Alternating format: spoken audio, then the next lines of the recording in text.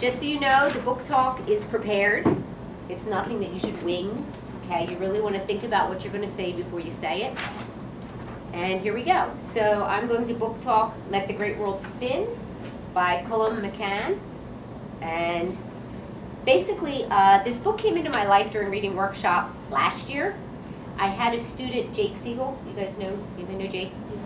He had read it, and he was begging me to read it. And I kind of kept putting him off because I had so many other books to read.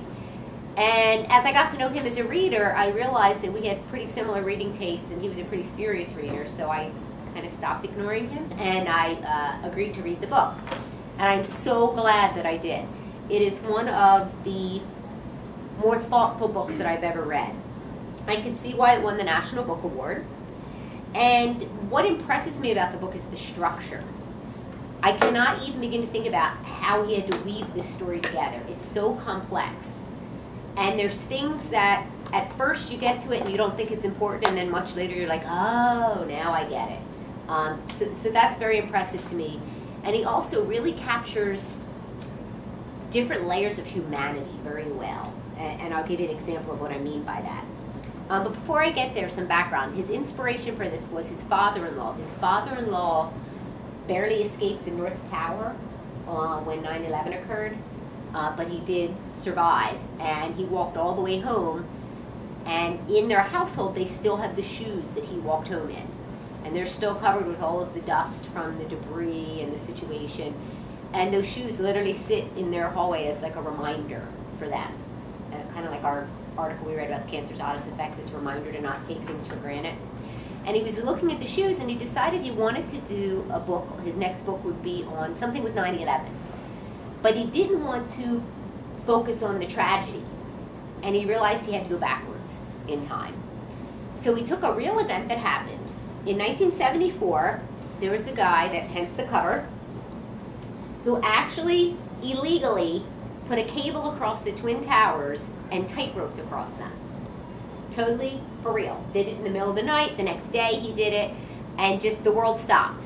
Like complete crowds like formed in the streets, and everybody was watching this and was in awe and amazement of what he was doing. So the author uses this event to pull you through the whole narrative, and it comes back multiple times throughout the book. And he uses this event to tell the story of the people who are watching. Obviously not all of the people, but a handful of people. So it all gets woven back together. So it's really interesting, and he's so good at characterization. The different kinds of people whose lives he gets into. One is Corrigan, and he is a radical Irish monk, like for real, like living in the modern. I mean, this is set in 74. So he's a monk, and he has decided that the best way he can serve his life or serve God is to help the prostitutes that live in the Bronx. So he's dedicated his life to this really lower echelon of society. And here's a little snippet. His brother comes from Ireland to visit him, and he's kind of appalled at the life his brother has chosen to live. And that at this point it's the brother that's talking or thinking. And he says, page 35. So he says, "Don't wait up for me." That was his brother, the monk. He goes out, and he says, "It was pitch black when I saw him finally arriving back down among the whores alongside Major Deegan. He gave out iced coffee from a giant silver canister that he kept in the back of the van. The girls gathered around him as he spooned ice into their cups. Jaslyn wore a one-piece neon swimsuit." And then it continues a little bit. "And then later he came back upstairs, thin, dark-eyed, and exhausted. 'How was your meeting?' 'Oh, grand, yeah,' he said. 'No problem.' 'Out tripping the light fantastic?' 'Ah, yeah, the Copacabana, you know me.' She collapsed on the bed, but was up early the next morning with a quick mug of tea. There was no food in the house, just tea and sugar and milk. He said his prayers and then touched the crucifix as he went towards the door once more. 'Down to the girls again?' He looked at his feet. 'I suppose so.' 'You really think they need you, Cor?' 'Don't know. I hope so.' The door swung on its hinges. 'I've never been interested in calling out the moral brigade. Not my place, not my job, each to his own. You get what you create. Corrigan had his reasons, but these women disturbed me. They were light years removed from anything I'd ever known. The high of their eyes, their heroin sway. Some of them had needle marks at the back of their knees. They were more than foreign to me. So, Corrigan is just giving up his life for this, cause, and yet nothing seems to be changing. His brother doesn't understand it. So you have this kind of story going on for the first quarter of the book. So it gets into that. Then a little bit later, it switches to a group of mothers who have all lost their kids in the Vietnam War. So they've all lost sons in the Vietnam War, and they've sort of formed a support group informally together. And they're from all walks of life. Claire is super wealthy. Gloria is an African-American woman who is not super wealthy, and during then it's very odd that they would be friends. And then there's a mix of people in the middle. So here is when Claire is sitting with the women, and she tells about the time when they came and told her that her son was dead. And I opened the door. It was a sergeant. He was very deferent. I mean, nice to me. I knew right away just from the look on his face, like one of those novelty masks, one of those cheap plastic ones. His face frozen inside it, hard brown eyes and a broad mustache. I said, "Come in," and he took off his hat. One of those hairstyles, short, parted down the middle, a little shock of white along his scalp. He sat right there. She nods over at Gloria and wishes she hadn't said that, but there's no taking it back. Gloria wipes at the seat, as if trying to get the stain of the man off of it. A little sliver of donut icing remains. Everything was so pure I thought I was standing in a painting. Yes, yes. He kept playing with his hat on his knee. Mine did too. Shh. And then he just said, "Your son is passed, ma'am." And I was thinking, passed? Passed where? What do you mean, Sergeant, he passed? He didn't tell me he had an exam. Mercy. I was smiling at him. I couldn't make my face do anything else. "Well, I just flat out wept," said Janet. "Shh," says Jacqueline. I felt there was a rushing steam going up inside of me, right up my spine. I could feel it hissing in my brain. Yeah, exactly. And then I just said, "Yes." That's all I said, smiling still, the steam hissing and burning. And I said, "Yes, Sergeant, thank you." Mercy. He finished his tea. All of them looked at their cups. And I brought him to the door, and that was it. And Solomon, that's her husband, Solomon took him down in the elevator, and I've never told anyone this story. Afterward, my face hurt. I smiled so much. Isn't that terrible? No, of course not. It feels like my whole life I waited to tell that story.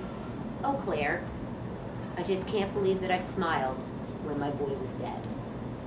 And obviously she's not smiling because she's happy. It's just this awkward, uncomfortable thing, and she doesn't know what to do with herself. So it gets into that, and the women talk and share their stories. And then there's a whole nother section that is about Tilly, one of the prostitutes. She's 38 years old, and she turns tricks with her teenage daughter who has 2 kids. Okay? So you go from like this priest who's so wonderful to these grieving mothers to Tilly. But I kind of like Tilly. So in here, Tilly's reflecting on like the wrong she's done and how like she did bad by her daughter and how she should have been a better mother. And she's talking about her daughter, and she said, when Jasmine was 14, she came home with her first red mark on the inside of her arm. Hello. With the first red mark on the inside of her arm. I as good as slapped the black off her, but she came back with a mark between her toes. She didn't even smoke cigarettes, and there she was on the horse. She was running with the Immortals then, and they had a beef with the Ghetto Brothers. I'm assuming they're gangs. I tried keeping her straight by keeping her on the streets with me. That's what I was thinking. By the time she was 15, I was watching her shoot up. I'd sit down on the pavement and think, that's my girl. And then I'd say, hold on, is that my girl? And then a little bit later she says, there were times I'd strap the elastic around her arm to get to the vein top. I was keeping her safe by doing it myself. That's all I was trying to do. And then later she says, oh, but what I should have done? I should have swallowed a pair of handcuffs when Jaslyn was in my belly.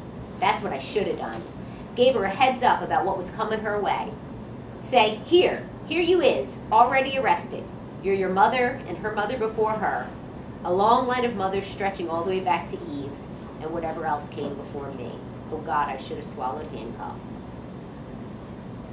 And then amazingly, the last 100 pages, all of their stories collide and come together, and it all makes sense, and it's just very rewarding, the way he weaves it together.